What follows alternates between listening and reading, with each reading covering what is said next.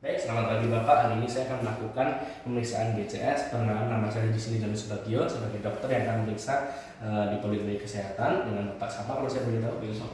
Oke, baik. Sebelumnya saya akan melakukan pemeriksaan Glasgow Coma Scale. Di sini akan terdapat 3 jenis kriteria. Baik, untuk pemeriksaan respon mata terlebih dahulu, di sini Bapak skornya adalah 4 karena Bapak dapat membuka mata dengan baik tanpa disuruh dan juga aware terhadap sekitarnya. Kemudian untuk respon berbicara, mohon izin saya akan menanyakan beberapa hal terkait kondisi Bapak saat ini ya. Dengan Bapak siapa? Bisa. Oke, saat ini terang atau gelap Pak? Nah, Oke, apakah Bapak ingat tanggal dan waktu hari ini? nah ini tanggal 20 Juni. Oke, baik. Cukup baik responnya, berarti skornya 5 karena pasien berorientasi baik dengan mengucapkan waktu, tempat, dan juga orangnya. Kemudian untuk gerakan motorik sendiri, saya akan memberikan beberapa perintah kepada Bapak. Silakan Bapak untuk mengikuti ya. Bisa angkat tangan kirinya Pak? Oke, baik. Kemudian diangkat tangan kanannya. Oke, baik.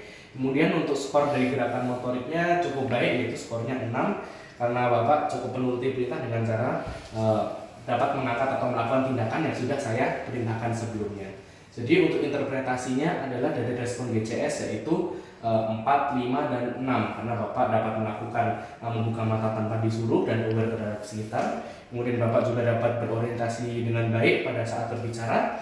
Dan terakhir melakukan gerakan motorik sesuai dengan perintah dari pemeriksa. Saat ini kita akan melakukan pemeriksaan refleks patologis. Apakah mungkin Bapak bersedia apabila saya melakukan tindakan-tindakan yang mungkin kurang menyamankan bagi Bapak? Bersedia. Oke, baik.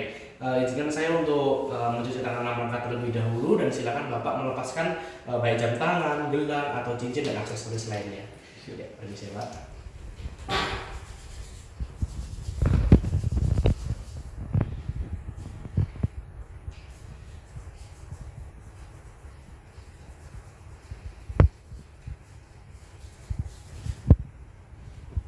Baik, untuk pemeriksaan pertama, saya ingin Bapak untuk melepaskan atau merilekskan jari-jari tangan Bapak. Kemudian di sini saya akan melakukan petikan dengan menggoreskan secara cepat pada kuku jari tangan Bapak ya.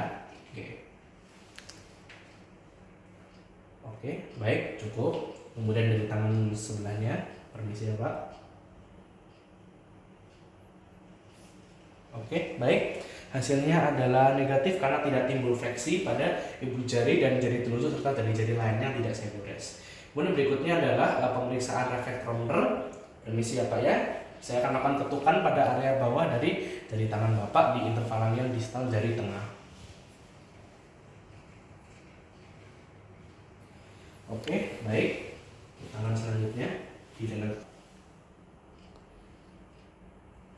Baik, hasilnya adalah negatif karena tidak didapatkan adanya fleksi pada ibu jari, jari telunjuk dan juga jari-jari lainnya.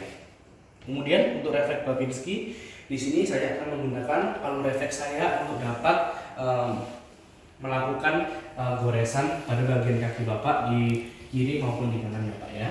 Permisi.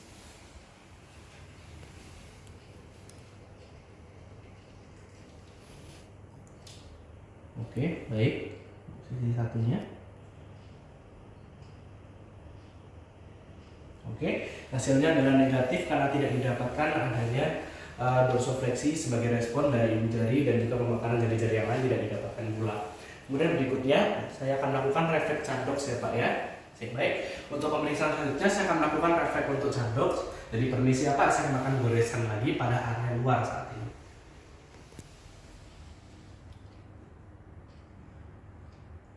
Baik, bisa didapati berikutnya.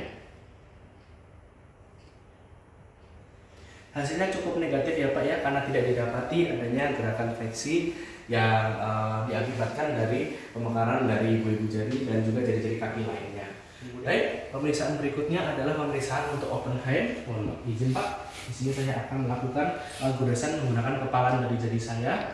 Dan di sini saya akan melihat respon dari kaki Bapak ya. Oke, cukup baik. Oke, dari kedua kaki hasilnya adalah negatif karena tidak didapatkan adanya dorsofleksi dari ibu jari kaki. Kemudian untuk pemeriksaan Rosulimu, di sini saya akan menggunakan ketukan pada ball of foot atau di bawah jari kaki kedua Bapak. Dan di sini saya akan menggunakan palu refleks tadi ya Pak ya.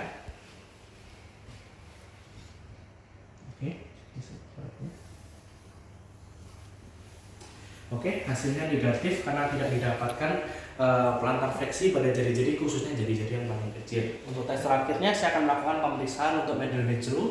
Permisi ya Pak, saya akan mengentuk pada area tulang kebo ini ya Pak ya.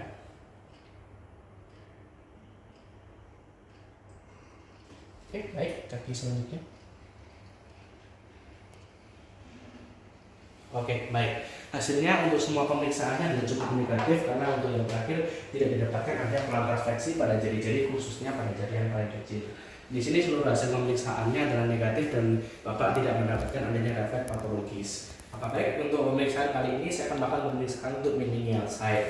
Jadi pertama untuk pemeriksaan kaku kudu, di sini saya akan melihat tidak ada jejas dari hasil infeksi saya di area vertebrae cervicalis. Kemudian di sini saya akan mencoba merotasikan kepala Bapak ya. Bapak sedang rileks saja. Oke. Kemudian di sini saya akan menempatkan tangan kiri saya di bawah kepala pasien dan tangan kanan saya di dada pasien. Nanti silakan Bapak untuk dapat memfleksikan atau mengangkat kepala hingga ke arah dada ya Pak ya. Oke, cukup. Iya, oke, baik. Tadi tidak terdapat adanya rasa nyeri, tidak ada rasa tahanan juga, dan dari dagu juga tidak terdapat adanya tahanan hingga mencapai dada. Kemudian di sini hasilnya untuk bridging 1 juga cukup negatif juga karena pada saat difleksikan kepalanya tidak terdapat fleksi involunteer pada kedua tungkai dari sendi. Kemudian untuk respon meningimusnya itu cukup negatif dan tidak. Hal ini karena tidak didapatkan adanya tahanan pada saat kepala dirotasikan baik ke kiri maupun ke kanan dan difleksikan dengan tahanan. Oke, baik. Pemeriksaan berikutnya adalah bridging 2. Di sini saya akan melakukan gerakan dan silakan Bapak mengangkat salah satu tungkai dan fleksikan atau tepukkan hingga titik yang paling maksimal ya Pak ya. Dan di sini dari kaki kontralateralnya tidak didapati adanya gerakan yang ikut fleksi. Kemudian untuk kaki selanjutnya Pak. Oke, baik. Ya, di sini kaki yang satunya juga tidak terdapat adanya posisi ekstensi dan tidak terdapat ikut juga fleksi involunteer dari kedua kakinya. Itu hasilnya negatif ya Pak ya. Baik, kemudian untuk pemeriksaan bridging 3 saat ini saya akan melakukan pemeriksaan. Silakan Bapak menjelaskan tangannya, diletakkan saja di atas perut. Kemudian saya akan menekan pada posikumaticumnya dan saya akan melihat pergerakan dari ibu jarinya ya Pak ya. Baik, untuk hasilnya negatif karena tidak terdapat fleksi involunteer pada kedua ekstremitas superior. Oke, kemudian dari pemeriksaan bridging 4 saya akan melakukan penekanan yang cukup keras pada os pubis dan di sini saya akan melihat fleksi involunteer pada kedua tungkai sendi lututnya Pak ya. Permisi, bisa disingkirkan tangannya Pak. Oke, di sini tidak terdapat adanya fleksi involunteer dari kedua tungkai sendi lutut yang berarti hasilnya negatif. Untuk Kerniksen sendiri saya akan melakukan pengangkatan dari tungkai Bapak baik kiri maupun kanan, nanti kita lakukan secara bergantian Pak ya.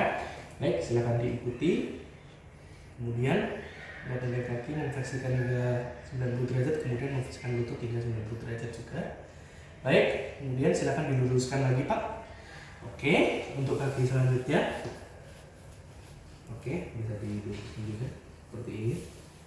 Oke, baik. Kemudian diluruskan lagi. Hasilnya adalah negatif karena ekstensi lututnya mencapai minimal 135 derajat dan tidak diakibatkan adanya rasa nyeri. Baik, jadi dari hasilnya semuanya cukup baik dalam batas normal dan kebanyakan dasarnya adalah negatif. Apakah ada pertanyaan Pak? Tidak ada. Tidak ada. Baik, terima kasih banyak Pak.